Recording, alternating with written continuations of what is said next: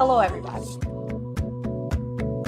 Now we found, yeah, our love was lost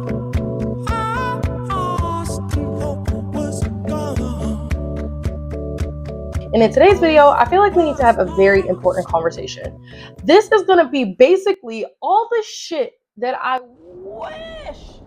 desperately wish I would have known. And I'm not talking about the casual back to school advice like set your alarm, pick out your outfit, make sure you do your homework. No, I'm talking about the real realities of shit you really should know if you're going into high school. And it was to the point where I got so invested in what I needed to tell you guys that I literally had to write it all down. In today's video, we will be discussing advice I would give to my little sisters going back to school. And in honor of back to school season, I figured that this would be the perfect video to do. Plus, I have to go to my school today and go register for my fall semester courses because procrastination destination. So I figured that we would do some makeup and talk, and let's get right into this shit, shall we? Let's do it. So first thing I'm going to start with, in no particular order am I going to read this list. Let's start with my first piece of advice. Do not assume you know everything, because 9 times out of 10, you don't. And I'm going to tell you exactly what I mean. I like to think that I'm a very self-aware person. I like to think I'm a very analytical person. I like to think that I'm a very big brain girl at times. Like, yes, my brain can be slow like a Dell laptop, but for the most part, I've always been very witty, very quick on my feet, and very much bounce back. Like, if something goes wrong, okay, how can we grow from it? How can we fix it? And of course, with my mental health, there are times where that ability is definitely curved, or I find that it's harder to do that. But for the most part, I've always kind of had that agileness when it comes to me, like very adaptable. However, I think a con that I developed as a result of having that gift is, I think when I look back on my time in school, sometimes I feel like I limited my opportunities and my blessings with this I know it all mentality, feeling like that people couldn't tell me anything, or like teachers couldn't tell me anything, or people didn't know my life so they didn't have a right to speak on it. And this is the thing, and this is something my mom used to tell me growing up, and I really didn't understand fully what she meant until boom, I'm an adult and shit is ghetto.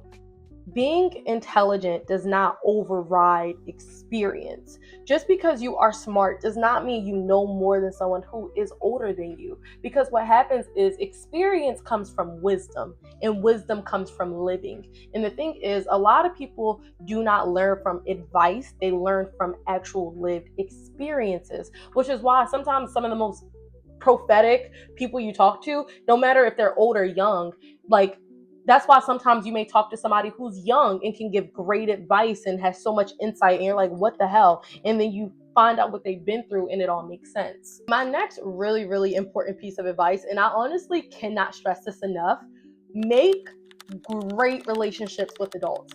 If you can, if you have it in your ability, if you have it in your flexibility to do so, visit your counselor's office. Even if you don't need anything, stop by, drop in, say hello, talk to your program directors, talk to your principal, build a rapport with the adults around you. And I'm going to tell you exactly why. Make use of the adults in your corner. Pour back into relationships, because it's not about what you know, it's about who you know. Which brings me to my next point. And listen to me very clearly when I say this next piece. Your reputation gets places before you do. Reputation is something that's very interesting, and with that being said, it's not about creating or living up to a facade of yourself or a caricature of yourself. You don't have to walk around being someone that you're not. You don't have to walk around portraying a lifestyle that you don't really live, But what I am saying is that your actions and how people are perceiving those actions and the way that you are presenting yourself is going to be the way that people perceive you. The way that you're introduced to something is typically the way you're going to perceive it. And the thing about first impressions is you don't get a redo. You don't get to do them over. So please understand, how you carry yourself, how you portray yourself, how you walk around school, what you say out of your mouth, who you say it to, what you're saying. All of that is being noticed and being watched. So my next piece of advice is gonna get a little bit more personal, and I'm actually gonna dig into like my personal toolbox when I speak on this. Um, I know that being a young girl in high school is basically like being on earth. Not even gonna lie. And for someone like me, something that I really think I wish I really would have known in high school is when it comes to boys and men, it can be very difficult to navigate it. I'll put it this way. I did not grow up being the hot, sexy, or pretty girl. Like, I always had, self-confidence in terms of how I looked. My mom just did a really, really great job of instilling it in me. However, I definitely was like the funny one. You know what I mean? I was the funny friend. I was the goofy one. That was actually my old Instagram name in middle school, was the goofy one, because that was my defining characteristic. As someone who has struggled in the past and really has had a difficult time kind of navigating my relationship with men and how I see men and just the world, given my experience like with my dad and just so many environmental factors going into how I see things. I went through a really, really, really dark experience, and I just really wish I had the insight that I do now when it comes to men, because I also try to give myself grace, because I do understand it's like when you're 15 and someone tells you that they love you, like, you're gonna believe them. Fucking emotional for no reason. I'm not trying to make my experience your experience, but what I am trying to say is that even if the love is real, it is not all consuming, and it shouldn't be all consuming. Don't get so caught up in what these boys think of you and how they feel about you, and don't get so caught up in being wanted or desired or liked, and don't feel like you have to sexualize yourself or be somebody that's not true to who you are to get that validation. And I know it's so much easier said than done. If you just take all of that love that you want to give to someone else and literally pour it into yourself, I promise you.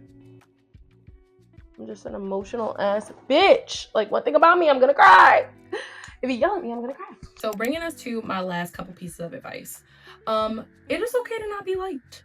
I feel like after coming off the heels of talking about the boys and stuff, I think I just really need to remind you guys how okay it is to not be liked. It's actually, I would say, a good thing in some ways. Let me explain something to you guys. When I tell y'all so many people in my high school fucking hated me for literally no reason other than I was myself. I've always been SantanaRyan. I've always been loud, rambunctious, energetic, bubbly, girly. I've always kind of been who I am. And you have to understand, when you are an original person, when you're not a carbon copy of everyone, when you're following your own beat and your own drums and not what the world is telling you, there are going to be people that do not like you. You're not going to be everyone's cup of tea. You're not going to be the book that everybody wants to read, and you're not going to be on everybody's menu. But what you need to understand is that that individuality is what is going to save you and keep you grounded no matter what. It is very easy to get lost in a sea of people telling you who you should be, but you need to think about the type of people you want to be friends with. And if you have to ask yourself, if I have to be someone that isn't even really truly me, are these even friends that I want to keep around me? Get to your why.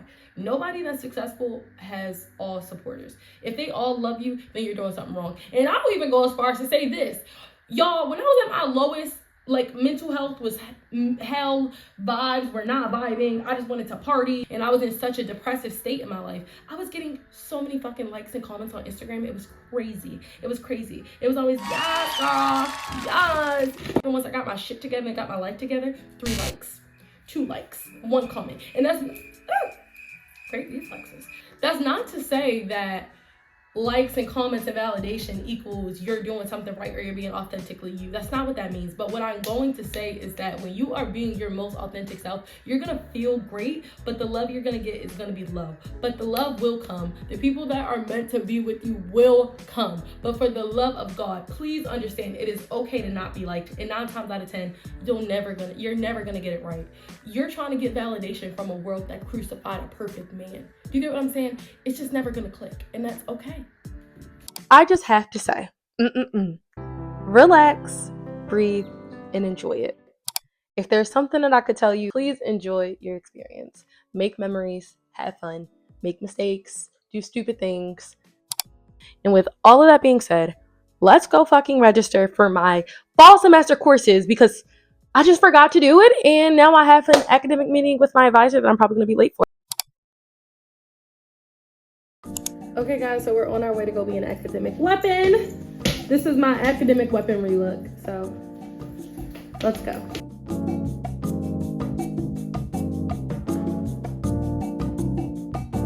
So coincidentally, the same day I'm filming this is the same day that all the kids went back to school, and I didn't know they were going back to school. So now I'm stuck in traffic.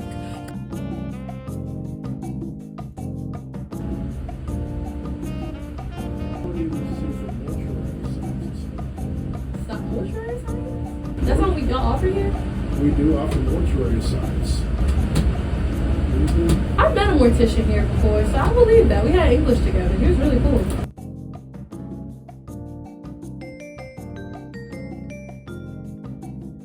Can I pass something? You passed all of them. So for the summer, it's all right. It's a wrap on that.